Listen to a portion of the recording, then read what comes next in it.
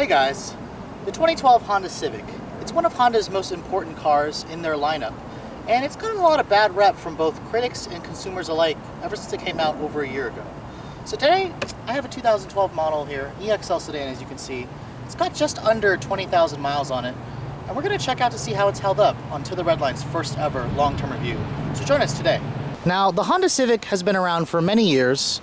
It's about as common as a sedan as you'll find today on the road. This particular 2012 EXL sedan was introduced in the spring of 2011 as in early 2012. It's the 9th generation of Honda's popular vehicle.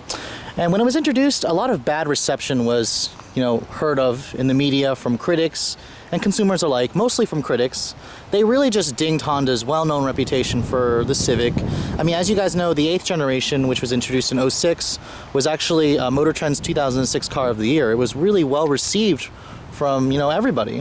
When this 9th generation came out, Honda tried to, carry on that legacy, but they really, we don't want to say they failed miserably, but they didn't improve the vehicle in a couple of key areas.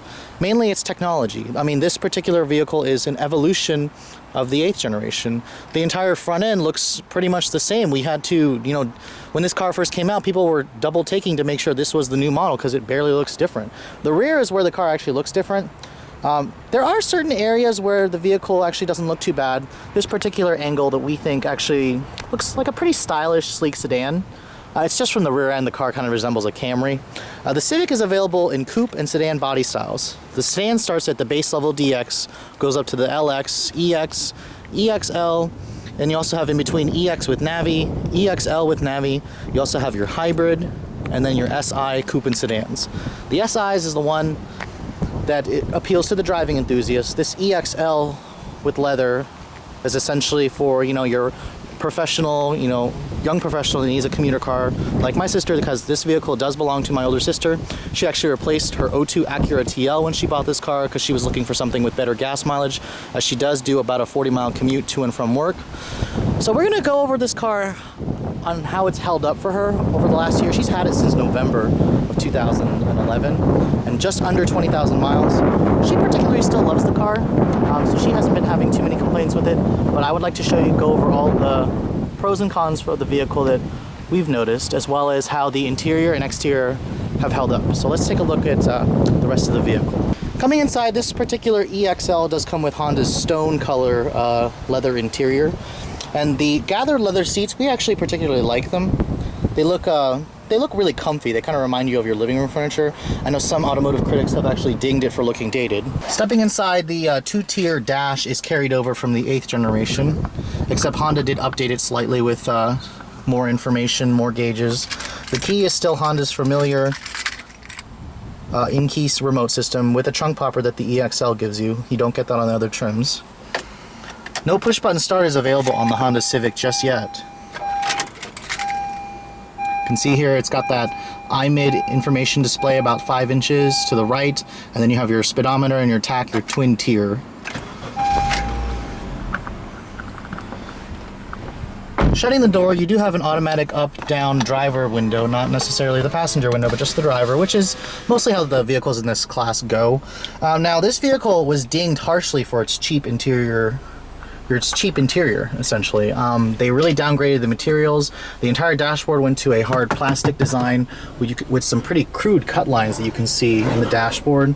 It doesn't really fit all that great. It doesn't look really that great. The graining has this really cheap feel to it. The EXL model does give you a nicer leather on the door panels here on the armrest where your elbows are going to rest. You also got a nice leather wrapped wheel. The steering wheel is where they really improved this vehicle. It's a very nice small diameter. It's got nice bolstering extensions. It feels good in your hands, and it's nice to look at as well. It's got these these redundant audio and cruise control switches, as well as standard Bluetooth on EX models and above. There's the iMid screen, about a 5-inch screen right there that was new for this vehicle for 2012. You essentially use this button right here to control the menus, and you can cycle between menus, upload your own wallpaper. It was a cool feature. Today, it's just about meh. A lot of car manufacturers have that screen. Honda's getting ready to update this vehicle substantially to respond to the critics. Now, let's take a look at how the interior has held up. The leather on the steering wheel looks pretty good. not too much shininess in the leather.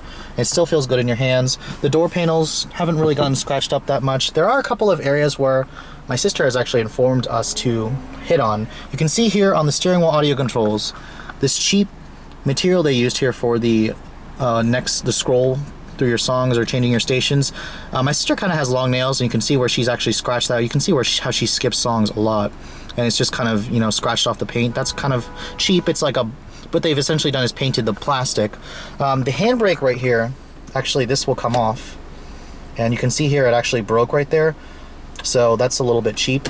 It still works, it pops off now, so if this thing ever gets lost, you're gonna have to go to the dealer to get that replaced. I've been telling her to go to the dealer to get it replaced. The Honda dealer has told her that they have to replace this entire assembly. I think that's BS. I think they should be able to replace it. 5-speed automatic transmission in this particular Civic. There's no sport mode, there's no paddles. This is just a conventional, put it in drive, go to work and back transmission. And I'll show you guys how it works. The glove box is not damped, but it's a pretty good size. No felt lining materials whatsoever. It's all... The plastic here on this lower part actually has a nicer graining as opposed to this plastic right here that just has this weird graining. They got rid of the sliding and adjusting armrests from the old Civic, as well as the 2-tier. You do have your USB auxiliary and your power port in there, or your USB there, your auxiliary is over there. Nice storage area here, but my sister does complain that they need to use a better material here that actually is non-slip, so her stuff doesn't slide around. Heated seats are included on this EXL. Automatic climate control is not available on the regular Civic. If you get a hybrid, it comes with a single zone automatic climate control. You cannot get dual zone. You can see here, this is just your standard 160 speaker, 160 watt sound system with 6 speakers. The Coupe and the SI gives you the 7 speaker 360 watt premium audio system. Coming to the rear seat, this is where the Honda Civic really does shine. If you compare this car to a Ford Focus, its main competitor, this vehicle has much more legroom, much more comfortable seats, and you also have a nice flat floor right there as opposed to other compacts where the floor is raised for the transmission tunnel. You do have an armrest right here as well with cup holders. There's no pass-through, but the seat is 60-40 split. You get that on EX and above. Shutting the door, you do have the same cheap hard plastic materials, but at least on the EXL you got the leather stitching right there and right there for your elbows to rest. Now the trunk of the Civic is actually on the small size. We believe it actually measures about just under 13 cubic feet. You can see here with all the camera equipment and some cleaning equipment, it takes up a good amount of space. You can fold the seats back from the trunk, and your temporary spare tire is underneath the floor as well.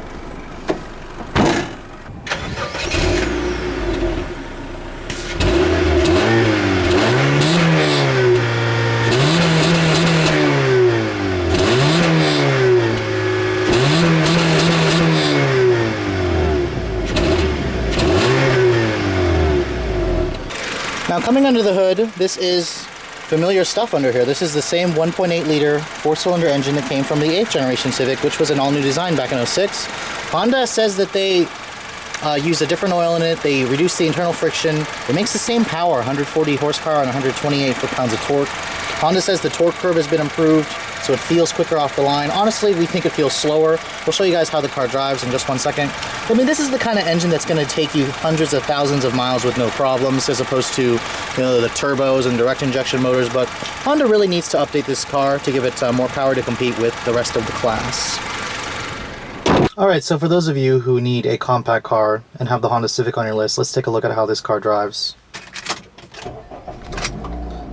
One transmission choice on the EXL only comes with a 5-speed auto. Unfortunately, you used to be able to get a manual transmission on all the trims, but Honda's been getting rid of that. Now it's been limited to the LX model and DX on the sedans. You can still get it on the EX for a coupe.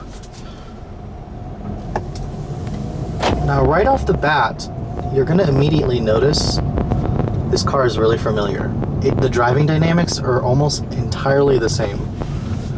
Although couple things have gone downhill from this initial drive. For one,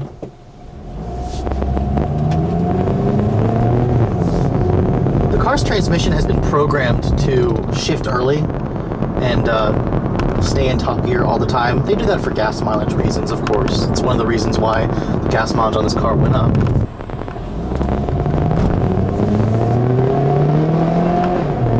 You know, the 1.8 liter engine, it's got this familiar Honda VTEC noise it still makes. It still makes a pretty decent sound. It sounds better than the Hyundai Elantras or Toyota Corolla's 4-cylinder engine.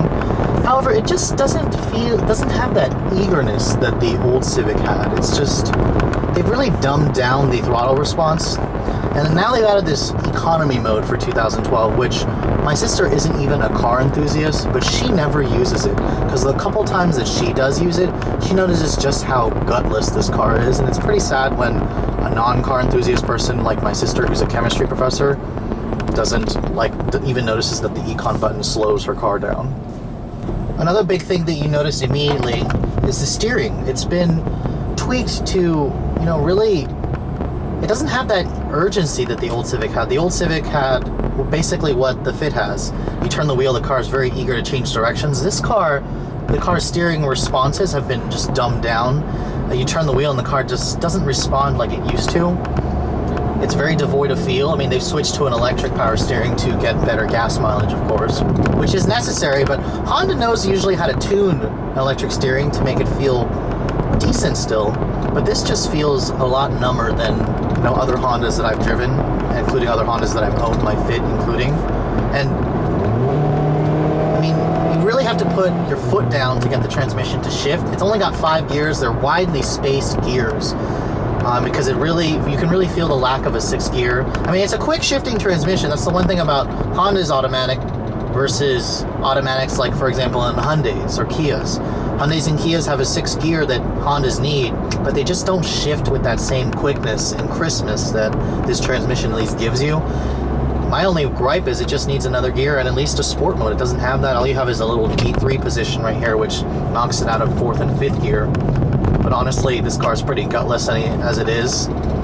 Let's turn the econ mode and see what it does. Econ on the display. And the one thing I'm noticing, it feels the same, except when I do want to pass somebody, my foot's gone down half throttle there and it didn't downshift. If I had turned the econ mode off, it'll at least downshift for me. So to answer most people's questions when they come into this new car is, what does that econ button do? Think of it as a button that makes your car feel even less responsive. It just dumbs down everything. It dumbs down the throttle response. It makes the transmission stay in a higher gear until you really put your foot down. It's just something that probably increases your frustration on a car that's already pretty gutless as it is.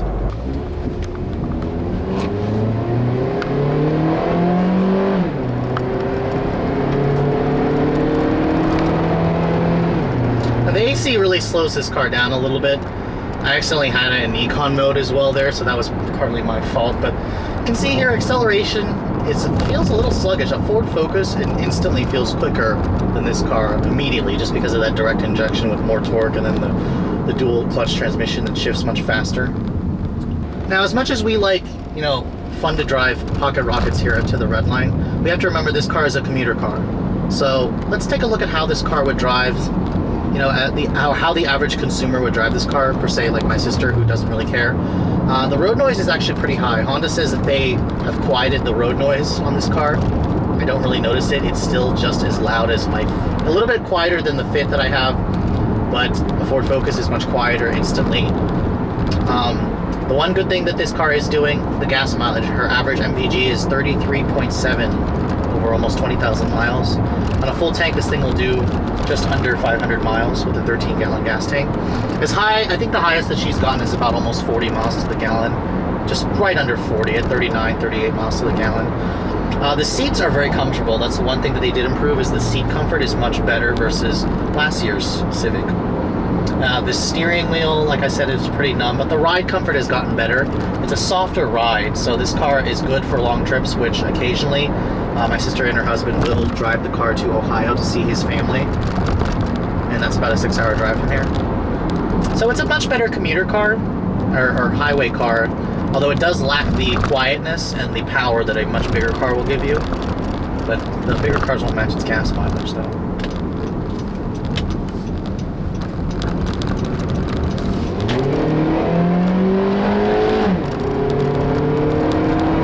See here, it's kind of just like, ooh, come on.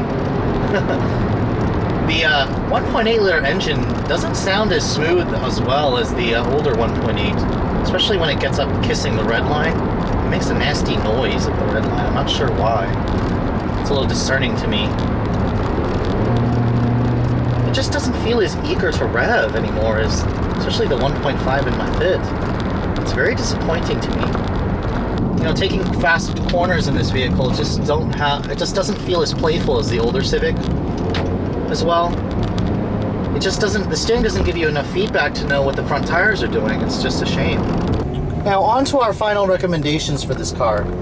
Should you still buy one? A 2012 Honda Civic, despite the fact that our gripes for it, you know, the other critics' gripes, for even the consumer gripes, should you still buy this car? The answer is yes and no.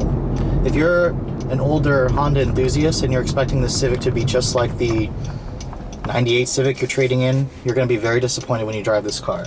I highly recommend checking out the Ford Focus or the Mazda 3 if you're looking for that sportiness that your old 5th or 6th gen Civic used to give you. This particular one has just been softened to the point that you guys would be very disappointed. However, if you're the typical small car buyer and you're looking for a comfortable commuter car, and you have the Corolla on your list, we would advise you to stick away from the Corolla. Don't even look at the Corolla. Just because it has the Toyota name on it does not mean it's a great car. Go for the Honda Civic if you're that Corolla buyer who needs a commuter car, because this car kind of feels like a Corolla. That's how it drives. I'd also steer the Corolla buyers to look at the current generation Hyundai Elantra, because that kind of gives you the softer ride. This car still feels a little sportier than a typical Corolla would, but in terms of, you know, materials and whatnot, we advise you to stay away or to wait for the 2013 updates that Honda is planning to do. I mean, if you look at the 2013 Accord, they've really, you know, stepped up the technology, stepped up the equipment, and Honda is promising a much better Civic for 2013, which is coming later this year. So if you need a combat car right now, we probably would say avoid the 2012 Civic unless you're getting a really great deal and you really don't care. That's not important to you. If you want to wait for the 2013 model, I think you guys will be very happy you did. But anyways, this concludes our long-term review of this 2012 Honda Civic EXL sedan with just under 20,000 miles. Thanks so much for watching. If you guys are a current Civic owner, let us know how yours is holding up as well. Thanks for watching. We'll catch you guys later.